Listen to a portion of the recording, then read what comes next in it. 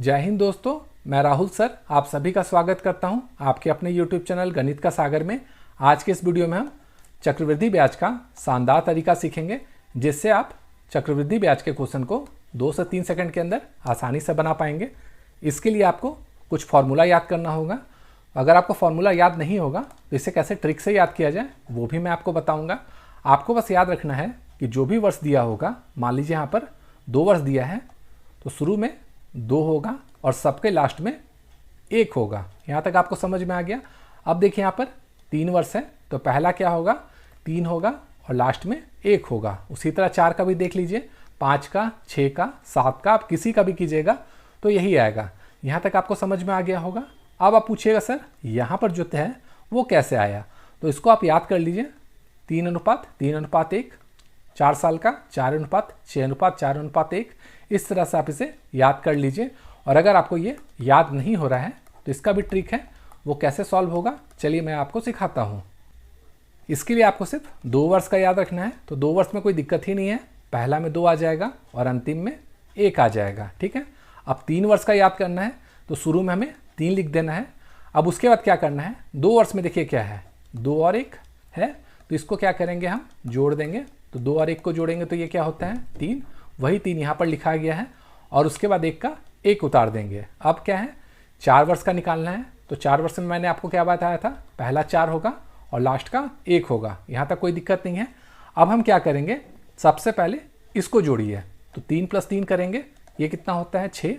तो यहाँ पर हम लोगों ने 6 लिख दिया। उसके बाद लास्ट में क्या बचा है, देखिए 3 और 1 बचा है, इसको जोड़ दीजिए, ये होता है 4। वही यहाँ पर लिखा हुआ है। उसी तरह 5 वर्ष का निकालेंगे तो 5 लिखेंगे और अंत में 1 लिखेंगे। अब इन दोनों को जोड़ेंगे तो ये हो जाएगा 10। फिर इन दोनों को जोड़ेंगे, ये हो जाएगा 10। उसके बाद इन दोनों को जोड़ेंगे, होता है 5। वही यहाँ पर लिखा हुआ है। उसी तरह 6 साल का निकालेंगे तो 6 और 1 यहाँ पर लिख देंगे। अब क्या करेंगे, सबसे पहले इसको जोड़ेंगे, 15 आ गया। फिर इसको जोड़ेंगे तो 20 आ गया। फिर इसको जोड़ेंगे, 15 आ गया। फिर इसको जोड़ेंगे, 6 आ गया और 1 का 1 लिख देंगे। यहाँ तक आपको समझ में आ गया होगा। यहाँ तक तो कोई दिक्कत नहीं होगा। अब चलिए क्वेश्चन बनाना सीखते हैं। तो क्वेश्चन में दिया हुआ है 600 रुपये का 10% चक्रवृद्धि ब्याज की दर से 2 वर्ष का चक्रवृद्धि ब्याज क्या होगा। तो यहाँ पर देखिए रेट क्या दिया है, 10% दिया है। तो हम क्या करेंगे, 6000 का 10% पहले निकाल देंगे। ये कितना होता है, ये होता है 600, यहाँ पर लिख देंगे। और उसके बाद ये 600 का फिर से 10% हम लोग निकालेंगे, क्योंकि 2 वर्ष पूछा गया है। तो यहाँ से आ गया 60। अब देखिए 2 वर्ष का जो अनुपात या रेशियो होता है वो मैंने आपको बताया था, ये होता है 2:1, ठीक है। तो पहले साल में देखिए क्या निकला है, 600 निकला है। तो यहाँ पर 600 लिखिए। और दूसरे साल का क्या निकला है, 60, तो 60 लिखिए। अब क्या कीजिए, इन दोनों को गुना कीजिए, ये हो गया 1200। यहाँ पर ऐड करने के बाद इन दोनों को गुना कीजिए, ये हो जाएगा 60। अब इन दोनों को जोड़िएगा तो ये होगा 1260 और यही इसका आंसर हो जाएगा। अब अगला क्वेश्चन देखते हैं।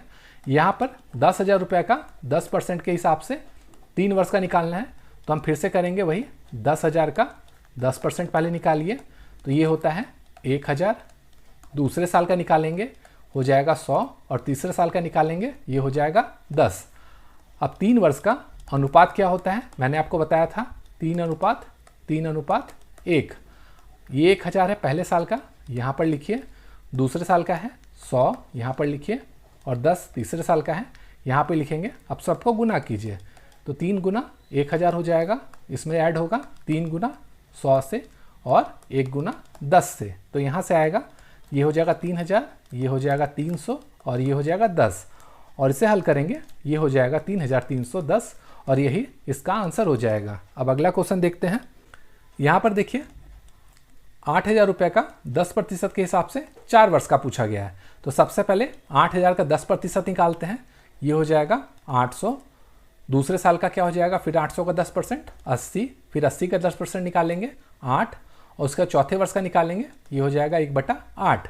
अब देखिए 4 वर्ष का अनुपात क्या होता है, 4, 6, 4, 1।